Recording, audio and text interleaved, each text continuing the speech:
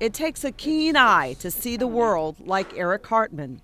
People can walk by and see, oh, there's a house with some flowers. I see a bloom, and it might be an incredible bloom. Okay. It doesn't dry as quickly. With paint and imagination, My brain actually fills in details sometimes that aren't there. thousands of brushstrokes chronicle things he can barely see. Man, I do lose track of where I'm going. In time, doctors say Eric Hartman will see nothing at all. Hartman was an 11-year-old student at Holy Rosary when he learned his vision would slowly disappear. I just grew up being told, okay, I'm going to go blind. He and a friend were about to present their social studies projects at the school early one morning. My buddy was there and he said, oh, my project's right inside the door. So the janitor opened the door for me and I walked right across his project because I went from bright sunlight to a darkened hall. An eye exam revealed his vision was deteriorating. By the time he was 25, he was legally blind and unable to drive. It's a hereditary retinal degenerative disease called choroideremia.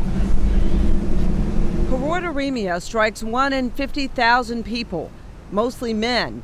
Eric's mother passed the X chromosome defect on to him and his brother.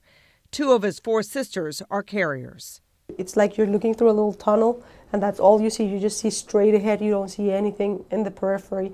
And eventually, unfortunately, it just involves the whole entire vision. So if the retina doesn't work, LSU retinal specialist Dr. Maria Reynoso explains the disease that robs an area called the choroid of protein that keeps the eye healthy. The choroid is this layer here that has all these little vessels and that feeds the retina. If that doesn't work, then the retina cells pretty much die.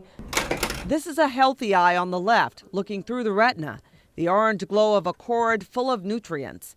Eric Hartman's eye is on the right, yellow without healthy blood flow.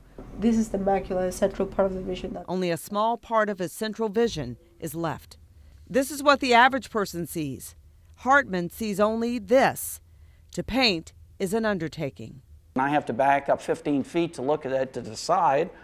And then I walk back up, mix the paint, go up, and I realize suddenly I've painted the wrong branch. So now I've got 2 areas that I need to fix. If I'm doing something that's crucial, I will go up, walk back, and go up 2 or 3 times to make sure I'm there. So it slows the art process. The process begins with stunning photographs that Hartman captures. He paints from the images shown on a large computer screen.